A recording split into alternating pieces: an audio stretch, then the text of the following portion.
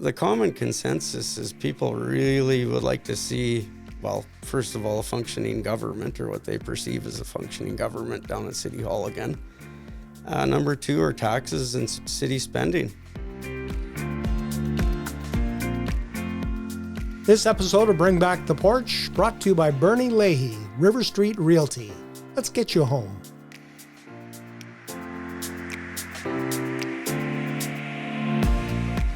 And on this episode of Bring Back the Porch, candidate Mark Albrecht. Welcome. Thanks for having me this afternoon. You are running for Medicinehat City Council, and the first question I ask is why? Well, I've actually wanted to run for council for a long time, probably for the better part of 25 years, but I was really busy focused on running my businesses and didn't feel I had the time to dedicate to it. I would actually really like to dedicate myself full-time if I am elected to being a councillor for the city and for the citizens of Medicinehat, most importantly. Was there something that dragged you into this fight over the last 4 years, watching what was going on at City Hall? Yeah, actually, I was, like many of the electorate here in the city, I was very disappointed with what people perceive as the dysfunction of it. And that actually drove me into this race for sure. Or I might have waited another 4 years before running. You had quite the adventure, you were telling me, getting your name. You missed the chamber form because of some paperwork that didn't get, into the right place. Some of your filing information didn't have your social media stuff on it. So you're like the forgotten person in the race here. Yeah, almost feels like I'm coming from behind all the time. There was a clerical error in getting my email address to the chambers so I could get the proper contract documents to sign in time. So, yeah, but you've been able to take part in some of the other campaigns. Oh, yes. I've been to pretty much any open forum that I can find or been invited to, meet the candidates. And knocking on doors? Been knocking on a lot of doors. And what are you hearing on the doorsteps? Actually, the common consensus is people really would like to see, well, first of all, a functioning government, or what they perceive as a functioning government down at City Hall again. Number two are taxes and city spending. A lot of people feel like the city's like this giant speed train right now with its spending out of control. And how would you fix that? Right now, I would like to see us try and adopt a policy of what I call RMS, repair, maintain, and sustain, sort of hold a holding pattern for the next few years so we can try and keep taxes down. Put a patch on the tire. I guess, yeah, put a patch on the tire for now. Okay. Would you spend on any particular projects that you would see maybe as an investment? Right now, I realize that the Stampede Committee would really like to see some upgrades and some fixing done there. And I think that might be an area we should maybe prioritize if it's that need of repair. And Southside Recreation Center is another one that people are looking to improve the attraction to business in our city. Yeah, unfortunately right now, I'm sort of against the Southside Rec Center. I think we need to grow the city before we can do that. I just don't see us having the population base to support it. Yeah, it's almost a chicken and the egg, though, because some have said you need amenities like that to attract business to broaden your tax base. So and I agree with that, but the city of Medicinehat, when you compare it to other centers that are even larger, we have lots of some of the best facilities and amenities actually in southern Alberta, Saskatchewan, and British Columbia. So right now, no. Yeah, right now, no. Okay. Samus Solar Project is another one that has a lot of dollar signs involved. I think you have a background in the energy industry. Yes, I worked in oil and gas for 20 years, and being somewhat of a dinosaur, it was hard to convince me that solar energy is even profitable, but I've actually done a fair amount of research on it, and I guess as long as there's government grants involved, it is somewhat profitable at the moment. I'm not so sure the city should get involved with it, though. I think we should be looking at private investment to develop it, as long as we make a profit, too. From your background in oil and gas, it seems to me that a lot of people, when they look at alternative energy, they always look at it like it's a replacement rather than something that works in conjunction with our oil and gas. Yeah, no, I can't see us getting completely away from fossil fuels. Like solar energy, I think would be like an enhancement. Maybe provide 30% of the energy that we need, or 40%. Okay. Economic development. How would you attract industry to Medicine Hat? One of the things that really surprised me here is that our city council doesn't have an economic development committee. Now, I saw here that in this last session, they had actually voted in favor of putting a council or a councilman on a southern or southeast Alberta economic development committee, which we'd be sharing with foremost Bow Island, Cypress County, and the county of 40 Mile, I do believe. But I still think we need to have our own economic development committee right in council. Do you think the mayor should be the head of the spearhead to get more business into Medicine Hat? Well, the mayor is actually the ultimate ambassador for the city. So, yeah, I would be inclined to think that the mayor should be spearheading that operation. Okay. If not, depend on your council for it. Okay. You say your platform is repair, maintain, and sustain? Yes. Do you apply that to property taxes? Well, I'd sure like to see us try to keep a hold. I realize a hold is almost impossible, but try to keep them as low as possible for the next 4 years. And how do we do that? Because people expect a certain level of service. I think by keeping the policy of RMS, or repair, maintain, and sustain, we should be able to keep the level of service that we do have without adding a bunch of extra capital investment costs. When you've been on the campaign trail and in some of these events with the other candidates, what kind of a feeling do you get from the field that 39 people have put their names out to be elected? It's kind of crazy, I feel, but it's fun at the same time because there's so many different ideas out there floating around, and people with diverse backgrounds running this time around as well. And is that good? I think it's good. You need a well-balanced mix on council, I think, to represent, all the segments of the population. We got younger people running, lots of business people running. There's teachers running again. I think the whole community is sort of represented with who's running right now. What are your thoughts on infrastructure in the city? Are we in good shape, or are there some things that we need to spend money on, repair, maintain, sustain?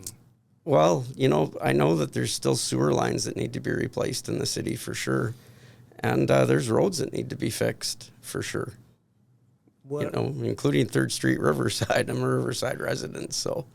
Do you want to see the same kind of traffic calming measures that we saw on Division Avenue South? No, I don't. I feel that the people of Medicine Hat don't want to see that. They're not ready for it. And I don't know if we'll ever be ready for it, We have sort of the 15, 20-minute city as it is. Now, I'll go to 3rd Street, Riverside. A lot of the residents have proposed just putting in a couple more crosswalks. Just to keep so the people are a little safer as they're walking across what is a link to the highway. Yeah, for sure. They've sort of suggested that there should be one coming in off the highway or closer to that end, and then another one down there by the business block, where Zucchini Blossom, Gas King, and Pok Lounge are. Okay. When we look at this past city council, they were criticized for being dithering in some circles, and the idea has been put out there that perhaps that image came because they did much of their business in open council. Transparency is the word that everybody keeps kicking around on the field. Do you think that this city council was too transparent, or would you be in favor of even more? Geez, that's a loaded question. I'm all in favor of transparency, but some of these issues need to be discussed in private and in council before you can bring them to the public, especially if you have a new business coming into the city. A lot of that has to be kept confidential, or else they're just not going to come here. Yeah. Yeah, and those are the kind of things that people sometimes think, well, they're keeping secrets from us. Not necessarily secrets. Like, I mean, that information always comes out. It's just, in order to get that stuff to happen, we have to have those discussions behind closed doors, unfortunately. There's a time and a place. Exactly. As a business person, how have you dealt with City Hall? Have you found them to be open and available, or maybe a little bit... For overall my experience, and, I've ran businesses out of the city here for 29 years. I never had any issues or problems. I got to be honest. Getting a permit wasn't an issue? No, permitting was pretty easy. My last business was actually Maro's Italian Cafe and Bar. And in terms of the fire permit, the business license, it was all pretty simple and straightforward. I like Maro's. We used to go there often. I did not know that was your business. That was my last venture for the last 9 years. Okay. Sold it at the end of May. Yeah. Well, we miss going there, so there you go. Municipal Controlled Corporation was one of the things that's been at the forefront here, whether or not people who are elected to city council have the business acumen or the knowledge to run our city utility, which has been the goose that laid the golden egg for our city for many years. Some thought maybe we need to remove that from the responsibilities of a city council. What about Mark? Oh, no, actually, the city's run it for the last, 125 years. I feel that it should still be in the hands of council and the paid administrators for it. I mean, I have this motto: if it's not broken, don't fix it. Yeah. I know. I think just because of maybe they didn't pay attention to the increased pricing at the time, and they took a lot of flack from the public. Maybe that's why they want to create a municipal, control corporation to run it. Sort of like none of that on me. Yeah, we can blame administration for it now. Mustard seed and the problem with people who don't have a permanent place to live is another issue that everybody sees if you come through downtown Medicinehat on a regular basis. Your thoughts on that? I really wish I had the solution for that.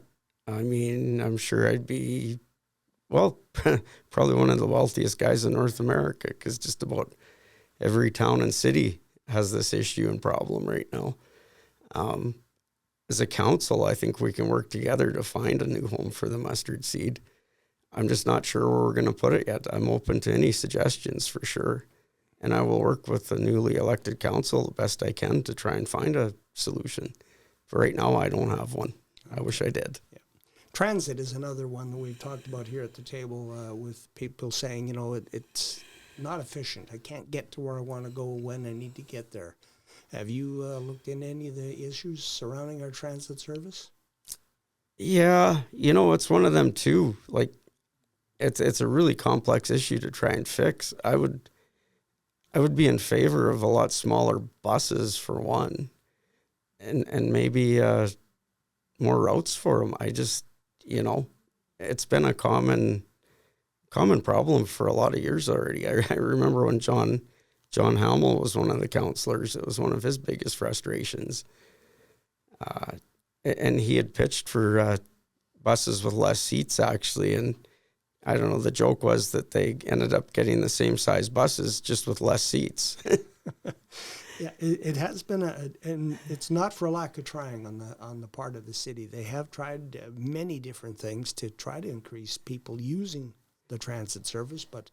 Yeah, that's the other issue. I mean, you see these buses empty most of the time. Yeah. I'm just, I'm really not sure how to fix that one either. Okay. When we go into the ballot box, October the 20th, we have 8 pieces of currency that we can spend among 39 people who want my coin, my X. Why should I spend it on Mark? You know what? I've always had a strong work ethic from the time I was 15 years old and on. My first job was actually at Medicinehat Co-op. I worked there for 7 years. And then I did a brief stint at the university newspaper, the Montana Kaiman. And then when I came back to Medicinehat, I went straight into oil and gas. I started a small one-man consulting company. and built it up to about 12, 15 consultants. We worked for energy giants like ConocoPhillips. I mean, it was our job to work with local governments, landowners, and the oil companies to make sure everybody be happy with the projects that we were looking after. Yeah, I'd be bringing 29 years of business experience to the table, and I'm a pretty shrewd money guy. Okay. Are you a consensus builder? Absolutely. I love collaborating and working with people and trying to get everybody on board. Sometimes people get me on board. So your mind isn't permanently fixed like concrete, all mixed up and set? No, absolutely not. You have to keep an open mind, especially in municipal government, especially from what I've watched of it. Okay. And from the last 4 years. Okay. Mark Albrecht, candidate for Medicinehat City Council. Thank you for your time. Oh, thank you.